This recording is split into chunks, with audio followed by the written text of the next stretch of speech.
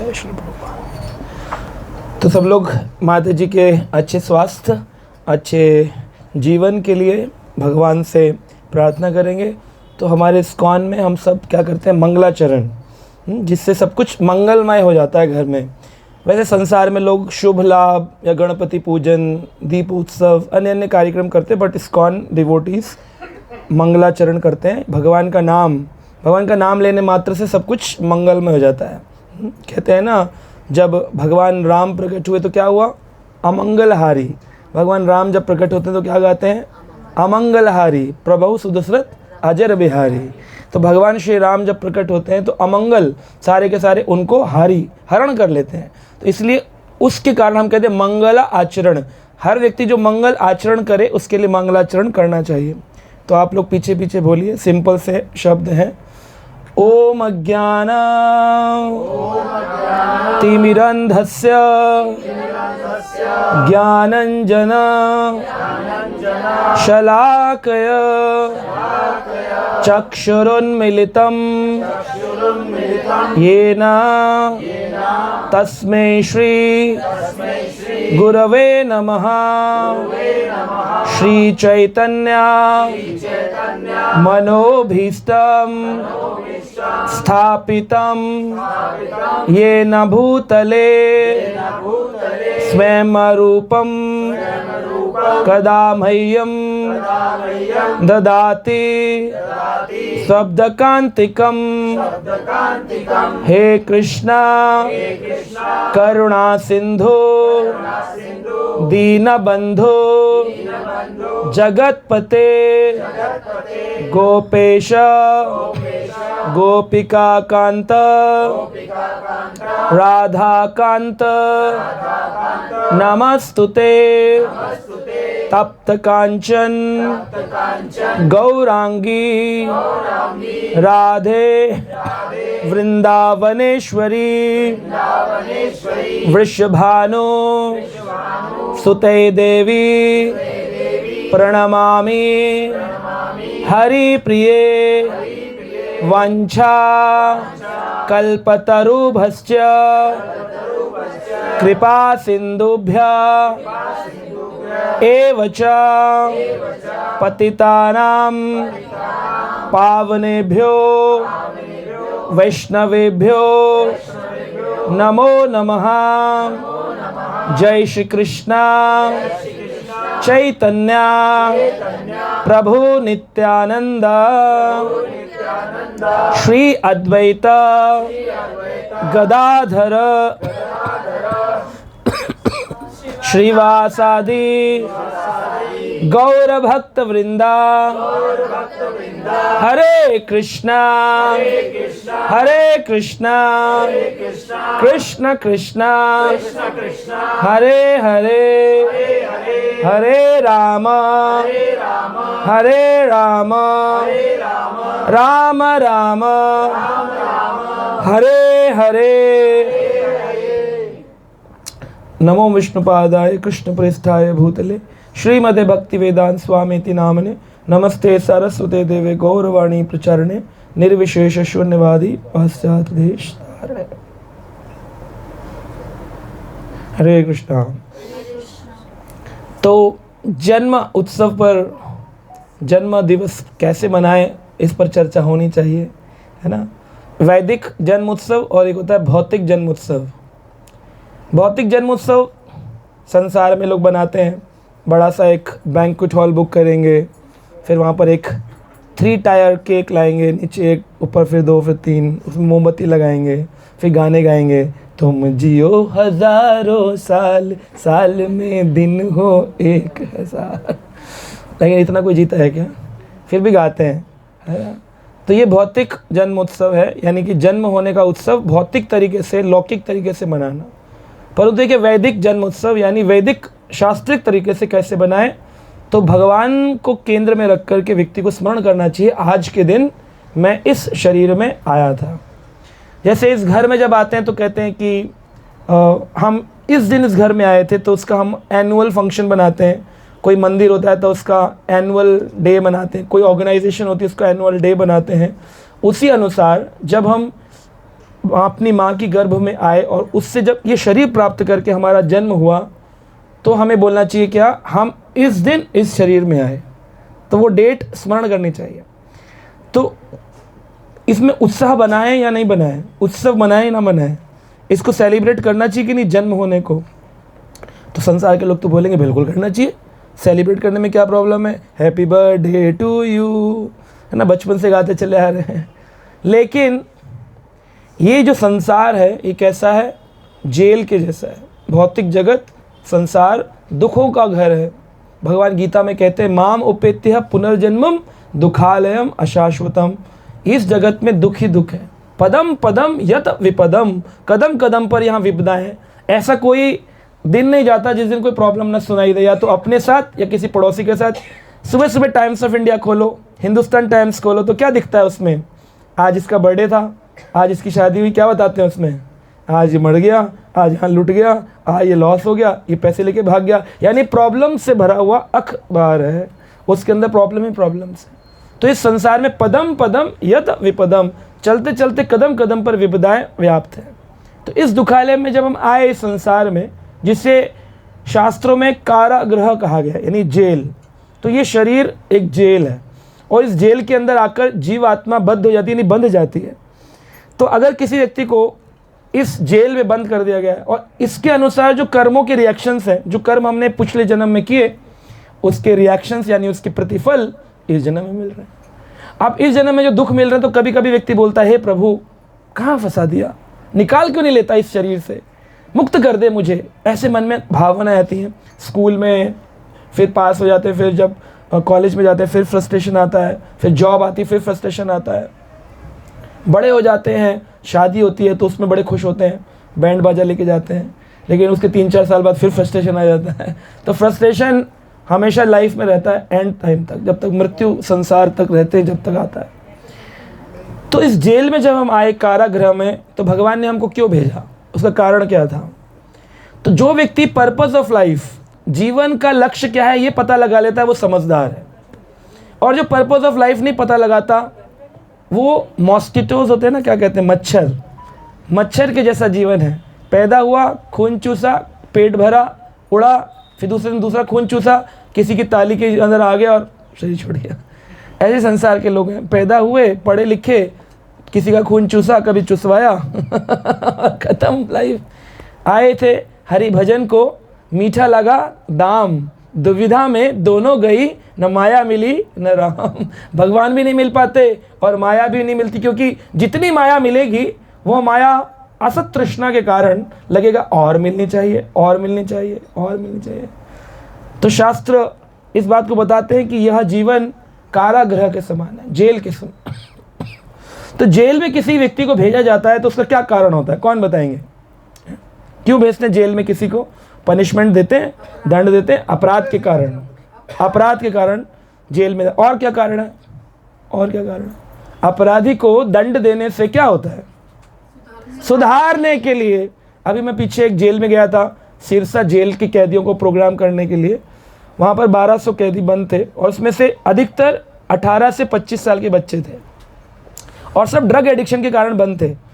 तो जब हमने 3 दिन वहाँ लेक्चर दिया तो उसमें से 200 बच्चों ने प्रण लिया कि अब हम कोई नशा नहीं करेंगे, हम भगवान का नाम जप करेंगे, अपने जीवन को सुधारेंगे।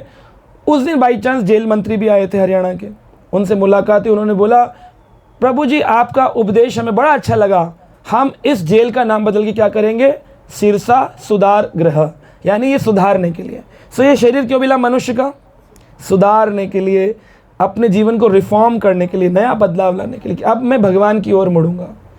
तो जब कोई व्यक्ति जेल में आता है उस दिन उसकी एक डेट लिखी जाती है रजिस्टर में कि 20 जनवरी 2023 को ये जेल में आया।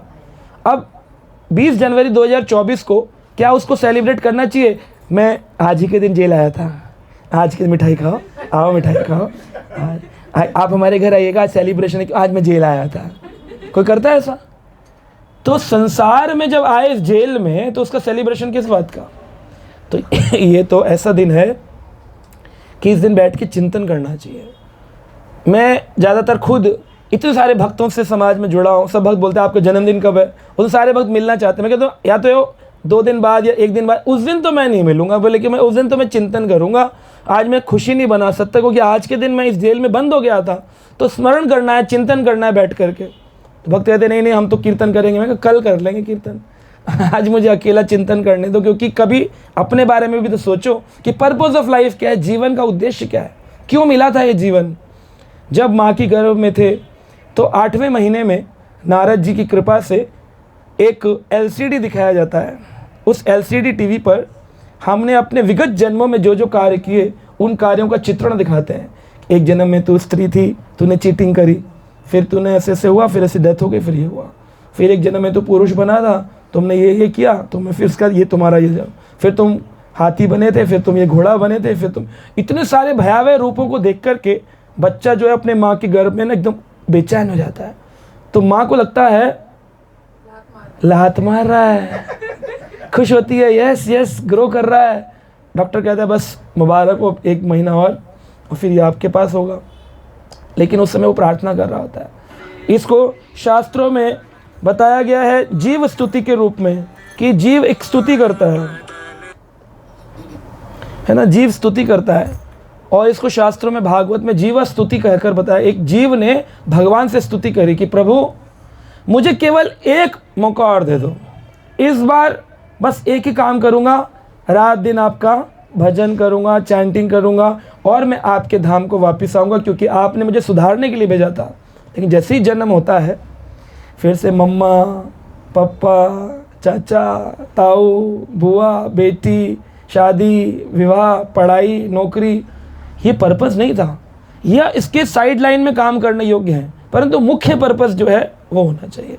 जैसे हम घर बनाते हैं, उसका मुख्य पर्पस होता है, आदमी कहता है अपनी एक छत होनी चाहिए, लेकिन उस छत के अंदर फिर LCD टीवी लगाना, कारपेट डालना, ड्रेसिंग टेबल डालना, बेड लगाना, ये पर्पस तो नहीं था। पर्पस था कि 4 दीवार हो और एक छत हो, ये पर्पस था। तो ऐसे ही मनुष्य जीवन का पर्पस क्या है? भगवत प्राप्ति। उसके साइड में पढ़ भी लिए, शादी भी हो गई, कोई बात नहीं, ये सेकेंडरी रीज़न है। प्राइमरी रीज़न है टू अंडरस्टैंड गॉड, भगवान को समझना और अपने जीवन को भगवान की ओर उन्मुख करना। आज के ज़माने में हम देखते हैं, अगर हम देखें जीवन का एक चक्र है, जीवन चक्र, जीवन चक्र को 4 भाग में बांटा जाए तो 4 भाग में, जैसे एक गाड़ी का टायर है उसमें हवा भरी जाती है, उस टायर को 4 भाग में बांटिए। तो पहला भाग याद रखिएगा IQ। क्या है IQ? क्या होता है?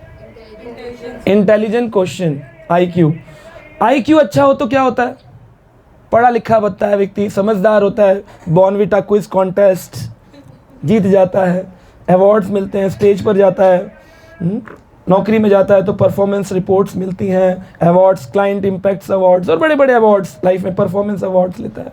IQ तेज़ है, ठीक है जी। दूसरा है EQ क्या है? Emotional quotient. इससे क्या होता है? इमोशनल क्वोशिएंट से क्या होता है? अगर हमारे इमोशनल क्वोशिएंट अच्छा है, इमोशंस अच्छे हैं, तो हमें समाज में रिश्ते बनाने आते हैं। व्यवहार कुशलता जिसे कहा गया, अपनी सास से कैसे बात करें, अपने पति से कैसे बात करें, अपने दोस्तों से कैसे बात करें, अपने बच्चों से कैसे बात करें। आजकल व्यवहार को लेकर के बड़े स्ट्रगल चल रही है। अमेरिका में तो ये हाल है कि रिवॉल्वर लाइसेंस्ड की मिल रही हैं, तो माता पिता अगर डांट के भी बोलें तो बच्चा तुरंत रिवॉल्वर निकाल लेता, कह रहा एक शब्द और निकाला ना तो उन्होंने ही पैदा किया।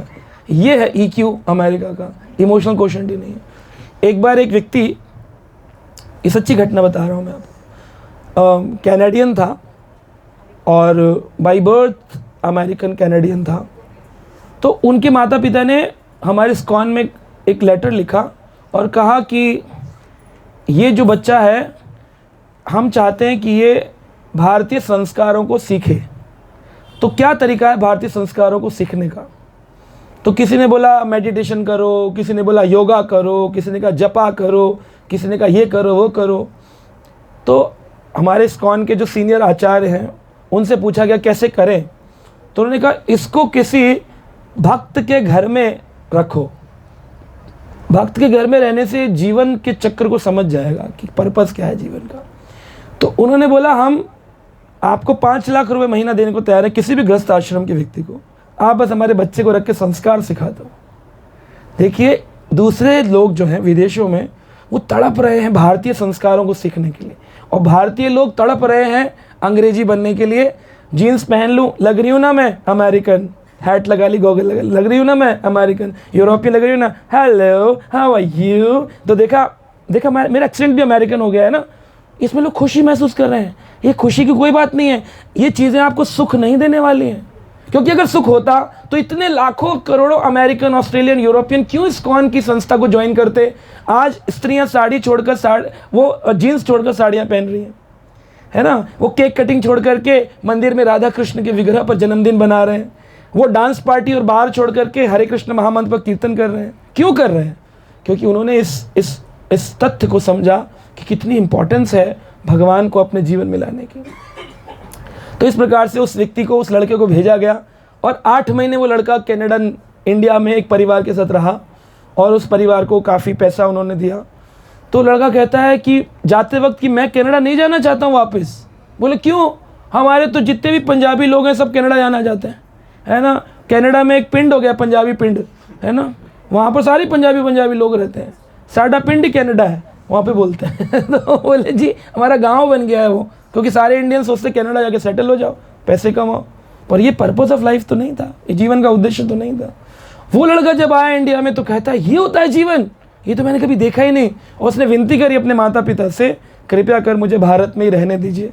और उसने प्रयास किया, अप्लाई किया, और इंडियन सिटीज़न, लोग अमेरिकन सिटीज़न ग्रीन कार्ड के लिए पागल है, उसने इंडियन सिटीजनशिप के लिए अप्लाई किया। आप सोचो कितने भारी संस्कार थे हमारे शास्त्रों में। जितने भी पूरे वर्ल्ड में सर्जरीज, मेडिसिन, है ना, इंजीनियरिंग, जितनी भी पढ़ाइयाँ हैं, लॉ, मैनेजमेंट, ये सब कुछ शुरू हुआ शास्त्र से, हमारे भारत से। आज आप बोले हमारा बेटा रशिया गया पढ़ने के लिए, मेडिकल डॉक्टर बनने गया है। डॉक्टरी शुरू कहाँ से हुई? बोले डॉक्टरी शुरू हुई भारत से। भारत के पहले आचार्य थे सुश्रुत आचार्य, जिन्होंने पहली सर्जरी करी।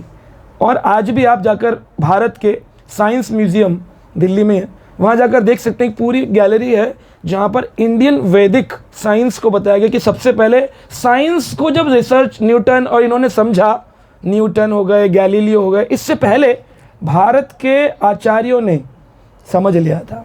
सुश्रुत आचार्य का वहाँ पे एक पूरा विग्रह है, फोटो, एक मूर्ति है, और उसमें वो सर्जरी करते हुए दिखाया गया। साइंस म्यूजियम दिल्ली में ही है, जाकर देखें। गैल्वनाइजिंग, जो आयरन पिलर के ऊपर गैल्वनाइजिंग कर दें तो जंग नहीं लगती है। इस चीज़ को पढ़ने के लिए बच्चा इंजीनियरिंग कॉलेज में जाता है, हम बड़े खुश होते हैं, इंजीनियरिंग कॉलेज में गया है, गैल्वनाइजिंग सीख किया, गैल्वनाइजिंग इंजीनियर है। अजय गैल्वनाइजिंग पहली करी किसने? आज से हज़ारों साल पहले एक पिलर कुतुब मीनार पर लगाया गया था, और उसके ऊपर ऐसा गैल्वनाइजिंग हमारे ऋषि मुनियों ने किया, आज तक उस पर जंग नहीं लगती, कितनी बारिश पड़ती है। यूरोपियंस जब आए भारत में, उन्होंने जब इस चीज़ को पढ़ा, उन्होंने उन ऋषियों की किताबों को लिया, उन किताबों को लेकर के उन्होंने अपने यूरोप में वो किताबें अपनी भाषा में लिखी और उस पर स्टैम्प कर दिया यूरोप। और इंडियन लोग अब यूरोप पढ़ने जाते हैं, बोले हम गैल्वनाइजिंग इंजीनियरिंग करना यूरोप से आ रहा है। अभी अगर देखा जाए तो इंजीनियरिंग फील्ड में सबसे ज़्यादा पैसे उसी इंजीनियर को मिलते हैं जो यूरोप से गैल्वनाइजिंग सीख के आया। क्या हमारे आचार्य के शास्त्र, आयुर्वेदा कहाँ से शुरू हुआ? पतंजलि आयुर्वेदिक, वाघभट्ट आयुर्वेदा, और वो आयुर्वेदा आज अमेरिका के लोग फॉलो करते हैं, इंडिया के लोग फॉलो नहीं करते, है ना। तो अमेरिका में आज हमारे एक मित्र हैं, वो बता रहे थे, अमेरिका में सबसे प्रेवलेंट ड्रिंक है, सबसे ज़्यादा पिए जाना वाला पेय पदार्थ, वो है टर्मरिक लैटे। क्या है? टर्मरिक। टर्मरिक क्या होता है? और लैटे क्या होता है? दूध। तो हल्दी का दूध वहाँ का सबसे प्रेवलेंट, यानी सबसे फेमस, सबसे प्रसिद्ध पेय पदार्थ है, ड्रिंक है वहाँ का। तो लड़का कह रहा था अमेरिका में जब भी कोई बीमार पड़ता है तो सारे लोग एक दूसरे को यूनिवर्सिटी में कहते हैं let's go and have a turmeric latte. और यहाँ पर माँ पिला रही होती, बच्चा नाक बंद करके मैं नहीं पी रहा, ये वहाँ $150 दे करके पी रहे। हमारा ही साइंस शास्त्र उठाकर दुनिया ने कॉपी कर लिया। जर्मनी की आर्मी सबसे बड़ी आर्मी है, डेंजरस आर्मी बोलते हैं जर्मनी की आर्मी को, और जर्मन आर्मी कहती है कि हम ऋग्वेद पढ़ करके अपनी आर्मी को चलाते हैं। अब बताओ, इंडियन लोग गीता नहीं पढ़ रहे, भागवत नहीं पढ़ रहे, वेद नहीं पढ़ रहे, इंडियन लोग कॉपी कर रहे हैं अमेरिका को, उनकी मूवी देख रहे हैं। जब जितने भी बच्चे हैं ये सब क्या बोलते हैं, तुम इंग्लिश मूवी देखते हो कि हिंदी? बोले हिंदी देखता हूँ। बोले बेकार है, लो ग्रेड है। इंग्लिश देखता है, वेरी हाई ग्रेड है, सुपर है। अरे कुछ नहीं है, क्या शिक्षा मिलेगी उससे हमको? अगर आपने अंग्रेजी सीख भी ली, चलो हम मानते हैं अंग्रेजी पिक्चर से आपने अंग्रेजी सीख लिया बोलना, पर आपकी भारतीय भाषा क्या थी? हिंदी, संस्कृत, हिंदी, जो भी अभी हमारी हिंदी। तो अगर आप जर्मनी जाओ तो जर्मनी के लोग अंग्रेजी बोलते हैं कि जर्मन बोलते हैं? यानी वो अपनी मातृभाषा बोलते हैं। अगर रशिया जाओगे तो अगर रशिया के लोग रशियन बोलते हैं कि इंग्लिश? रशियन बोलते हैं। चाइना जाओगे तो लोग चाइनीज बोलते हैं कि इंग्लिश? चाइना के लोगों को इंग्लिश आती नहीं है, टूटी फूटी बोलते हैं, इंडिया से भी बेकार बोलते हैं। जापान में जाओगे तो जापानीज बोलेंगे कि इंग्लिश? तो इंडिया के लोग हिंदी बोलते हैं कि इंग्लिश? इंग्लिश। बताओ, अपने जो शास्त्र, अपनी सबसे बोगस स्थिति हो गई है इंडिया की। जो इंडिया सोने की चिड़िया थी, आज इसको लकड़ी की चिड़िया भी नहीं छोड़ा लोगों ने। इसी बुरी हालत कर दी है भारत के लोगों ने। तो मैं वहाँ जहाँ भी जाता हूँ, जहाँ पर भी जन्मदिन उत्सव होते हैं या कोई भी संस्कार होते हैं, मैं सबसे यही विनती प्रार्थना करता हूँ कि अपने बच्चों को, जितने भी बुज़ुर्ग हैं, मिडल एजड हैं, यंग एजड हैं, लेट्स मेक अ वाव। हम सब एक नियम लें, सब लोग रोज़ गीता पढ़ेंगे और 10 मिनट के लिए भगवान का नाम कीर्तन करेंगे। इतने मात्र से आपके घर के सारे स्ट्रेस, सारे ऑब्स्टेकल्स, सारी परेशानियां और आपको सक्सेस ऑफ लाइफ गारंटी हो जाएगा। गारंटी। आप कभी फ्लॉप नहीं हो सकते अपनी लाइफ। ये नहीं होता जो माला करता है वो फ्लॉप हो जाता है, जो माला करते हैं वही सक्सेसफुल बनते हैं। आप कहेंगे ऐसा कैसे? जितने भी प्रसिद्ध लोगों को आप देखेंगे, famous people of the world, पूरे विश्व के प्रसिद्ध लोग, उन्हें देखेंगे उनके मूल में कहीं ना कहीं फिलॉसफी, शास्त्र होंगे, सिद्धांत होंगे। अगर हम बात करें न्यूटन की, तो न्यूटन भगवत गीता पढ़ा करते थे। जिन्होंने ग्रेविटेशनल फोर्स का आविष्कार किया, वो व्यक्ति गीता पढ़ता था। तभी तो उसे समझ में आया कि भगवान ने बुद्धि प्रखर करी, वो समझ पाया कि ग्रेविटेशनल फोर्स क्या है। पेड़ के नीचे न्यूटन बैठे थे और सेब गिरा, और सेब गिरता उन्होंने सोचा कि गिरा तो नीचे ही क्यों गिरा, ऊपर क्यों नहीं गया? तो उन्होंने कहा ज़रूर कुछ है। जब उन्होंने रिसर्च किया तो उसको नाम दिया ग्रेविटेशनल फोर्स, गुरुत्वाकर्षण। क्या इससे पहले गुरुत्वाकर्षण नहीं था? न्यूटन से पहले नहीं था क्या? न्यूटन से पहले भी था। किसने बनाया? किसने बनाया गुरुत्वाकर्षण? किसने बनाया? किसने बनाया? भगवान ने बनाया कि न्यूटन ने बनाया? लोग न्यूटन को पढ़ के हम बड़े इंटेलिजेंट। क्या इंटेलिजेंट हो? खा के इंटेलिजेंट हो? न्यूटन गीता पढ़ता था, जानता है कि भगवान ने बनाया, मैंने तो खाली खोजा है।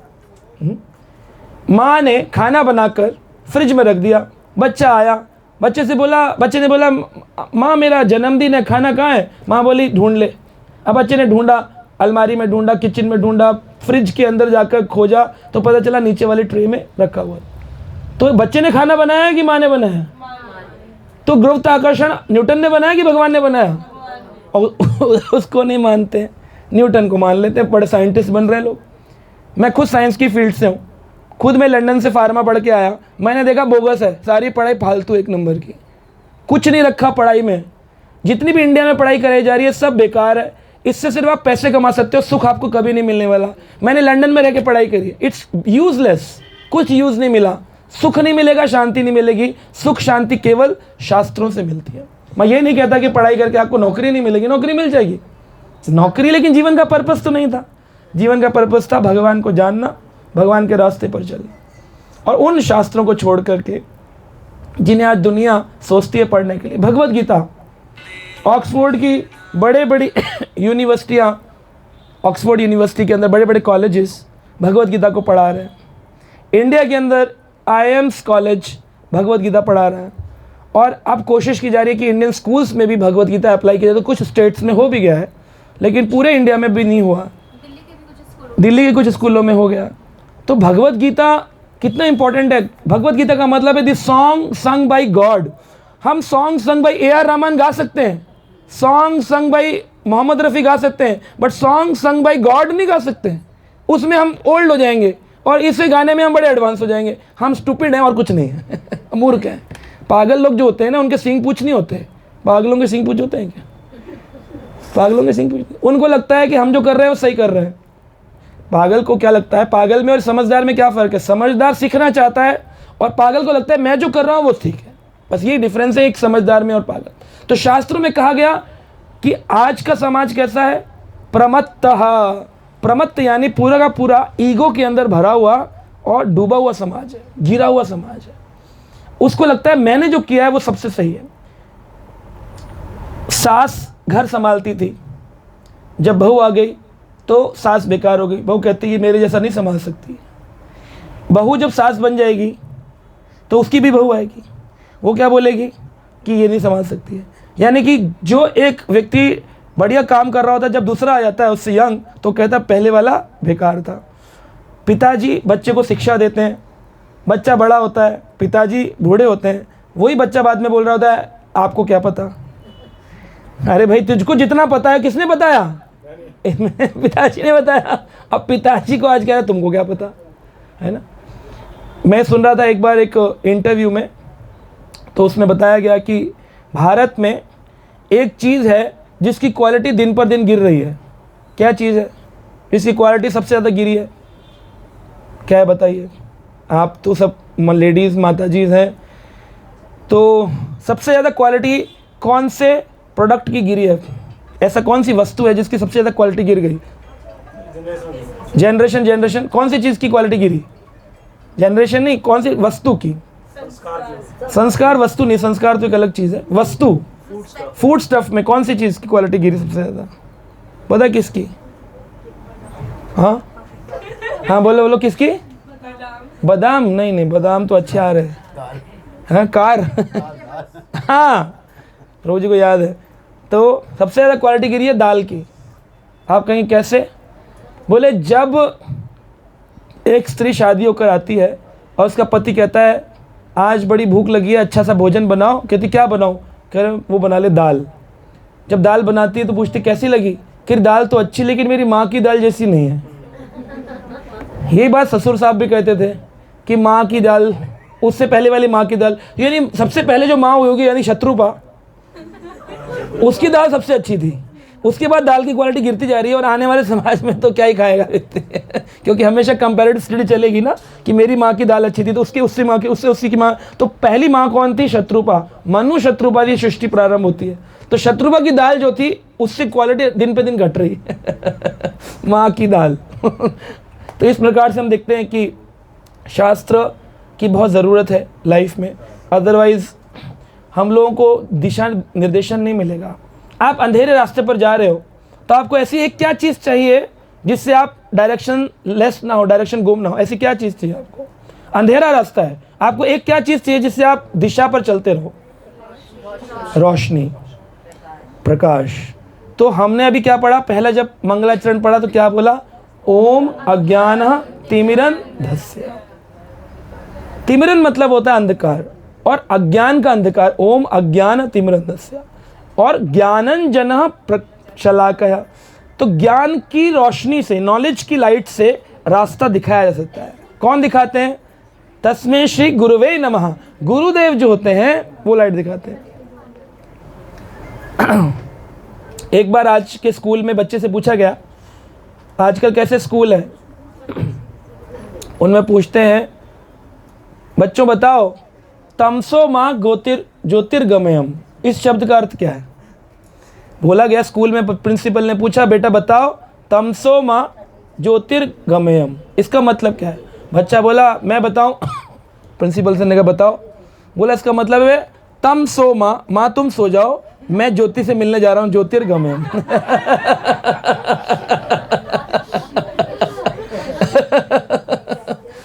तमसो माँ ज्योतिर्गमयम का मतलब है तमसो यानी तमस, तमोगुण अंधकार जो है उससे हमें प्रकाश की ओर जाना है। उसने क्या बोला? माँ तुम सो जाओ, तम सो माँ, मैं ज्योतिर्गमयम, मैं ज्योति के पास जाता हूँ। तो हमारे शास्त्र विहीन समाज में ऐसा ही होता है। तुलसीदास जी ने एक चौपाई गाई कि होए वही जो राम रच राखा, को करी तरक बढ़ावे शाखा। तो दो कवि बैठे थे, उसमें से एक बोला इसका क्या अर्थ है, दूसरा बोला इसका ये अर्थ है कि कोकरी, कोकरी होती है यानी तोते की मादा, मैना, उसको कोकरी कहते हैं भाषा में। तो बोले दो तोते की मादा तोता बैठे हैं यानी कोकरी बैठी, मैना बैठी हैं दो, और वो आपस में तर्क कर रही हैं और तर्क करने से वो कह रही है कि दिन है, वो कह रही है रात है, वो कह रही है अभी पूर्ण दिन नहीं, वो कह रही पूर्ण रात नहीं है। और तर्क करने से जिस शाखा पे वो बैठी है, को करी तर्क बढ़ावे शाखा, और शाखा की बढ़ाई होती जा रही है, यानी ब्रांच लंबी हो रही है। ये इसका मीनिंग था। इसका मीनिंग क्या था कि हो ही वही जो राम रच राखा, होता वही है जो भगवान ने निर्धारित किया हमारी लाइफ में। को करी तर्क, तो कौन तर्क करके इस चीज़ को समझ सकता है? तर्क से, तर्को अप्रतिष्ठम, तर्क से भगवान का ज्ञान प्रतिष्ठित नहीं किया जा सकता। भगवान का ज्ञान समझना है तो उसके लिए आपको किसी गुरु की शरण में जाना पड़ेगा, और कोई तरीका नहीं है। No other way, no other way. आपने जब स्कूल ज्वाइन किया तो स्कूल में अगर टीचर ना हो, बुक्स दे दी जाए और एक कॉलेज खोल दिया जाए, बोले पढ़ो, तो पढ़ो आए वो आप लोग। व्यक्ति को प्ले स्कूल में किसकी ज़रूरत है? टीचर की। म्यूज़िक सीखना है आपके बच्चे को, तो म्यूज़िक सीखने में किसकी ज़रूरत है? अच्छा, आपको अपने बच्चे को क्रिकेट प्लेयर बनाना, क्या ज़रूरत है? तो भक्ति सीखने के लिए टीचर की ज़रूरत नहीं है। वो हमने अपनी सास से देखा था, सास जाती थी केले में अगरबत्ती लगा के मंदिर में डालती थी, हम भी करते हैं। ये तो सीखने का तरीका नहीं है। अगर धर्म सीखना है तो धर्म गुरु के पास जाना पड़ेगा ना। पता नहीं समाज में कैसा अंधकार है कि लोग बाकी सारी चीज़ों के लिए टीचर ढूंढ रहे हैं, कोचिंग टीचर ढूंढ रहे हैं, ट्यूशन टीचर ढूंढ रहे हैं, म्यूजिक टीचर ढूंढ रहे हैं, कथक टीचर ढूंढ रहे हैं, लेकिन धर्म टीचर बोले नहीं, वो हमारे पास, हम सब स्वतः ज्ञान प्रकट करके आए हैं। और उसी कारण से अंधकार ही अंधकार है। एवरीवेयर इज इग्नोरेंस, सब जगह अंधकार है। और अंधकार से प्रकाश की ओर लाने के लिए कौन है? तस्मै श्री गुरुवे नमः। गुरु की आवश्यकता है।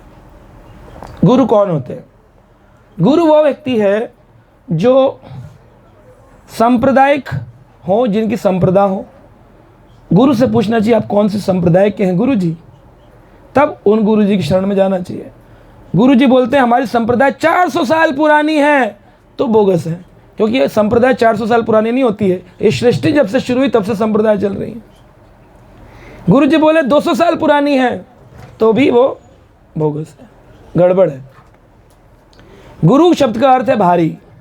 गुरु वो होने चाहिए जिनके उपदेश हमें जीवन में इंपॉर्टेंट लगे। समझे आप? सब खो गए पानी में। कोई बात नहीं है, ये तो पानी है, माया में कितना खोए हुए हैं, इससे ज़्यादा सोचो ना। तो ये इसको कहते हैं मृग तृष्णा। माता जी बोल रही है प्रभु जी को पानी दे दो, खांसी है। नहीं, वो खांसी चल रही मेरे सालों में बहुत। तो मृग तृष्णा, मृग तृष्णा क्या है? हिरण की तृष्णा। हिरण को प्यास लगती है तो हिरण भागता है। रेगिस्तान में दिखता है पानी है, लेकिन जब वहाँ जाता है तो वहाँ पानी नहीं होता है।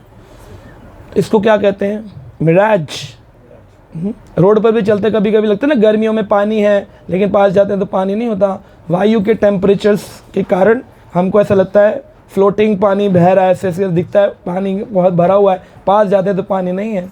इसको कहते हैं मृग तृष्णा। ऐसी समाज में सबको लगता है ये कर लेंगे तो सुख मिल जाएगा। दुर्गा के नवरात्रे रख लो तो सुख हो जाएगा। जय जय जय खप्पर वाली, तेरा वचन न जाए खाली। आपने रखा है भाभी जी? हाँ, हमने भी रखा हुआ है। सुख मिला?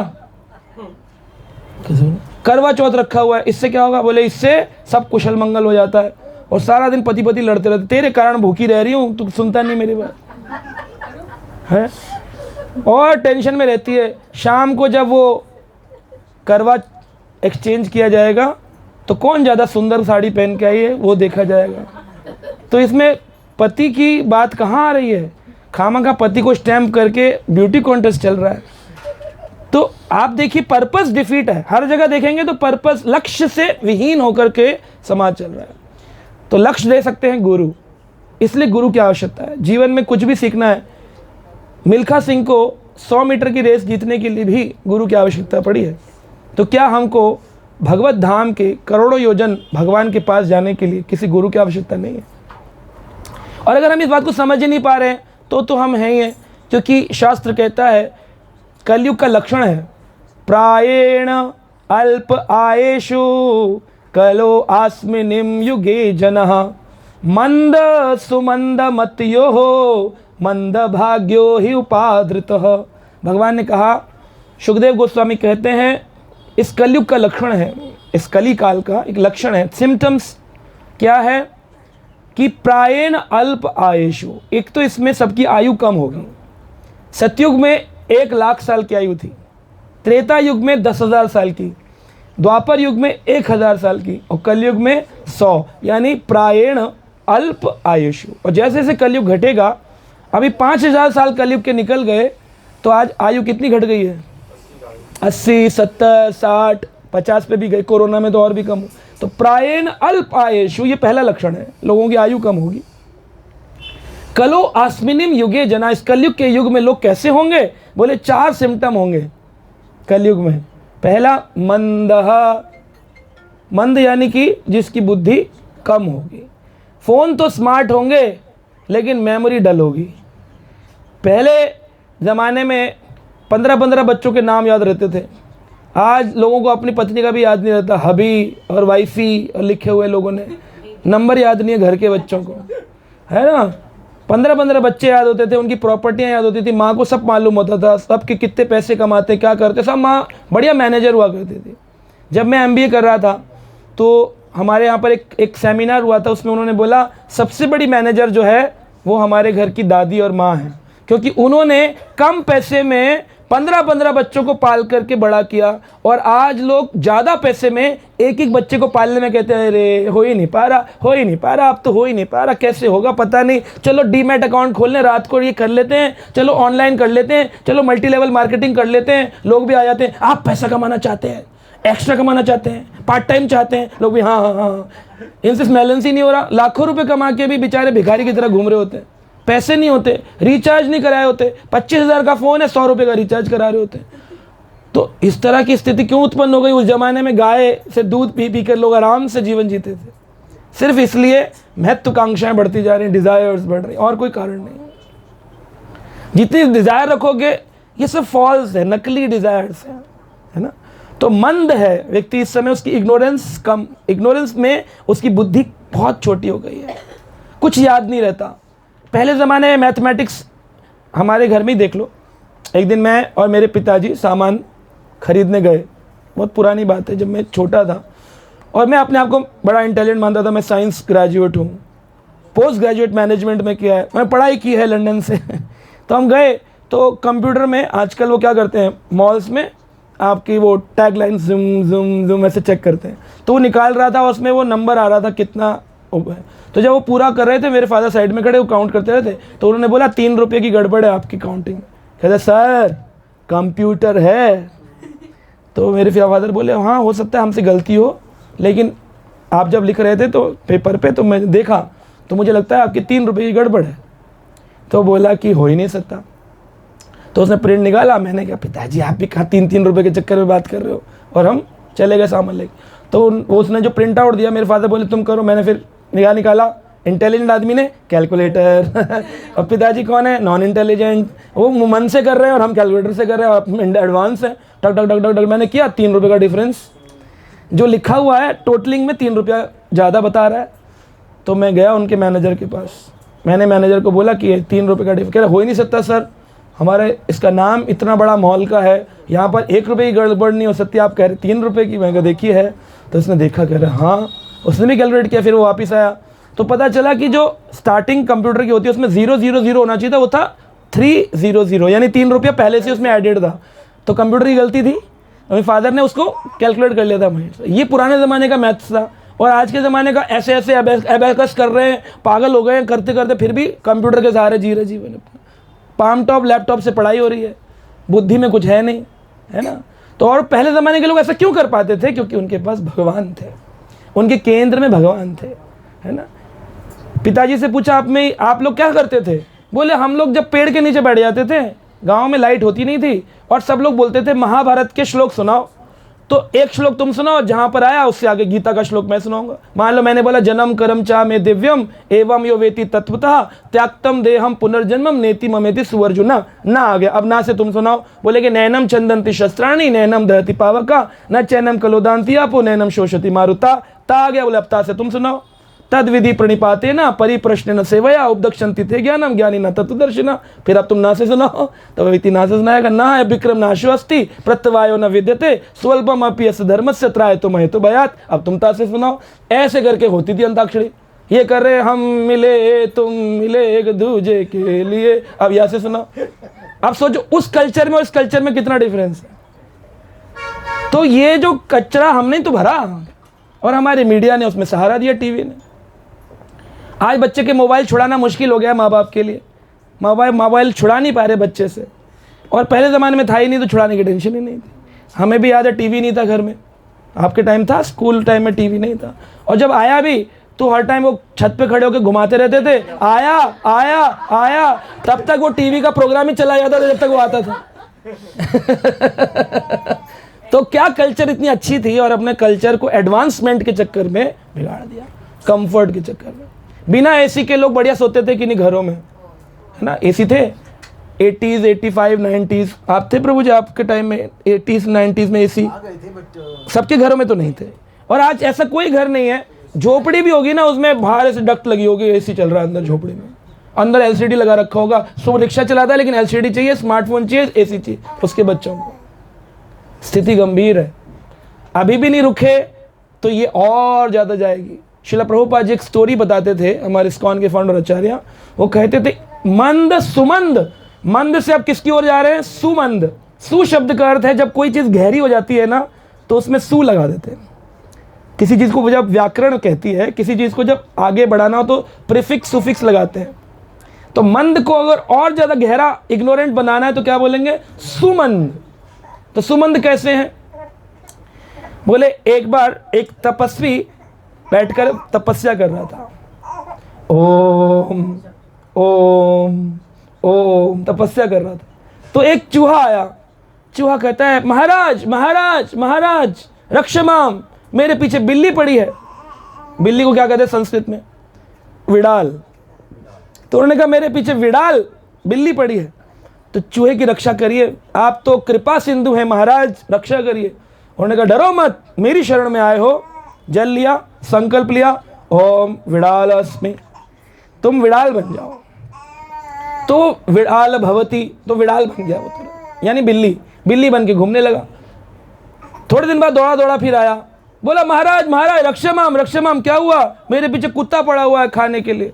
बोला अरे फिर क्या करो, बोले मुझे बचाओ। तो उन्होंने जल लिया, कहा कुक्कुरहा भवती, कुत्ता बन जा। बड़ा खुश हुआ, करता हुआ चला गया। कुछ देर बाद दौड़ा दौड़ा आया, बोला महाराज महाराज रक्षमाम, क्या हुआ, मेरे पीछे शेर पड़ा हुआ है। कह रहे आप शेर है, तो उन्होंने कहा ओम सिंहा भवती, शेर बन जाओ। शेर बन गया। अब कहता महाराज शेर तो बना दिया, बहुत भूख लगी है, मैं आपको खाना चाहता हूँ। तो तपस्वी बोला मैं नहीं तो तुझे शेर बना, मुझे खाना चाहता है। कह रहा हाँ, अब तुम मुझसे बच नहीं सकते। और पाउंस जंप किया, जोर से कूद मारी, जैसी मारी उसने जल लिया, कहा पुनः मूषकः भवती, दोबारा से चूहा बन जा। तो जहाँ से शुरू हुआ वहीं आ गया। तो हमारा समाज जहाँ से शुरू हुआ था ना, गांव से, वहीं वापस आ गया। आज लोग दिल्ली के रहने वाले जब छुट्टी बनाना चाहते हैं तो कहाँ जाते हैं, प्रतापगढ़ फार्म।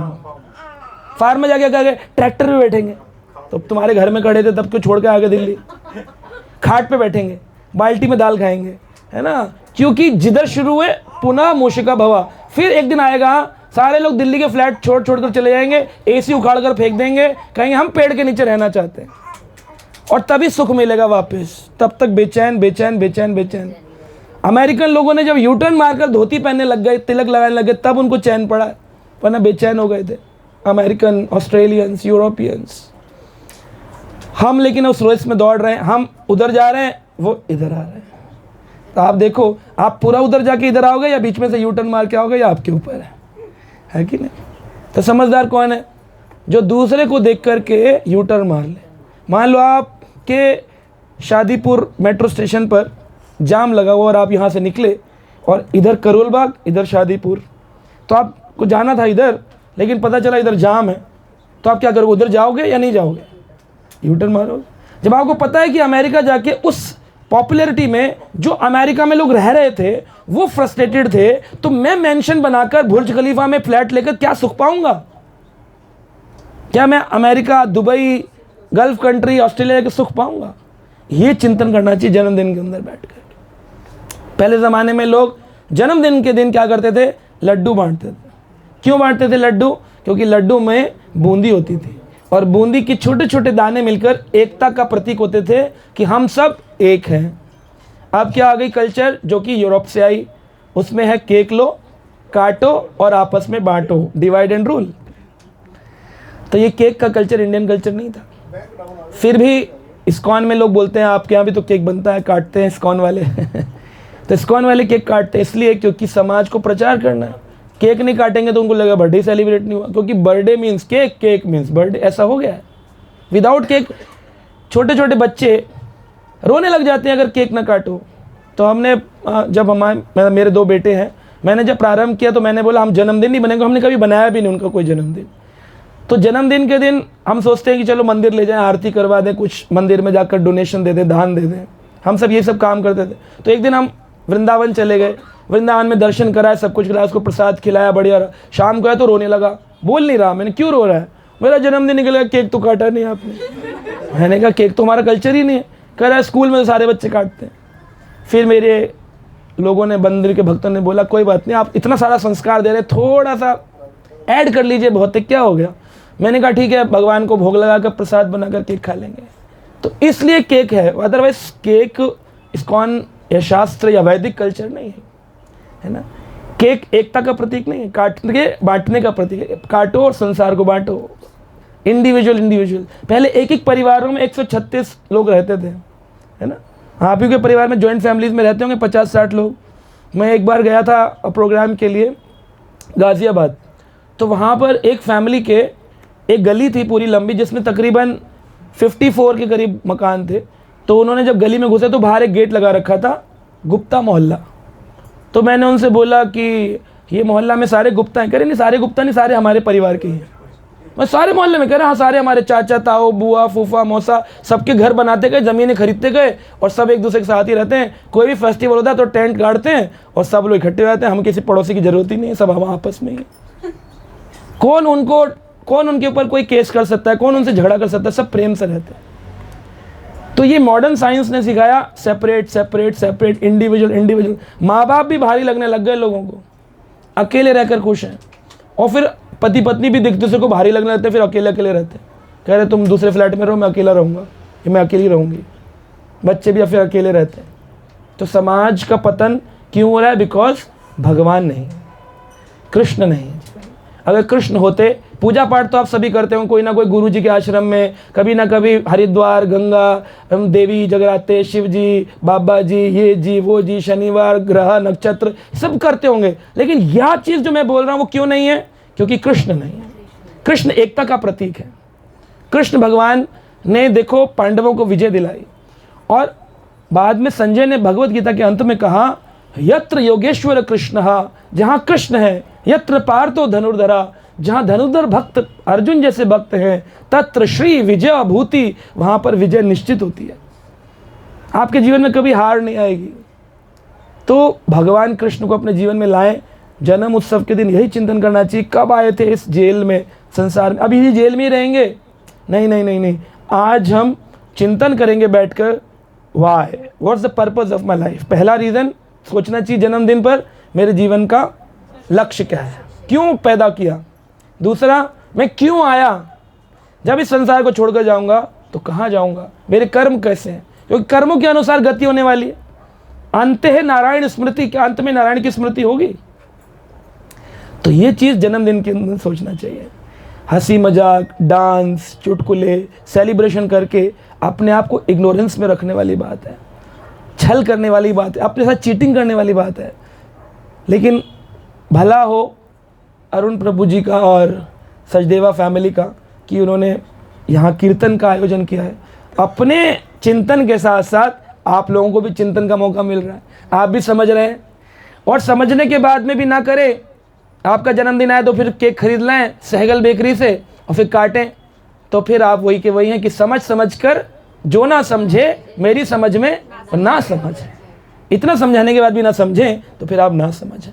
जैसा इन्होंने किया ऐसा आपको भी करना चाहिए। कीर्तन, भजन, चिंतन, प्रवचन, हरि कथा, यह श्रवण करने से जीवन ज़रूर हमारा लक्ष्य प्राप्त करता है। यस, ये मेरा गोल है, ये मुझे प्राप्त करना है ना। तो जन्मदिन के दिन यह सब चीज़ें करनी चाहिए।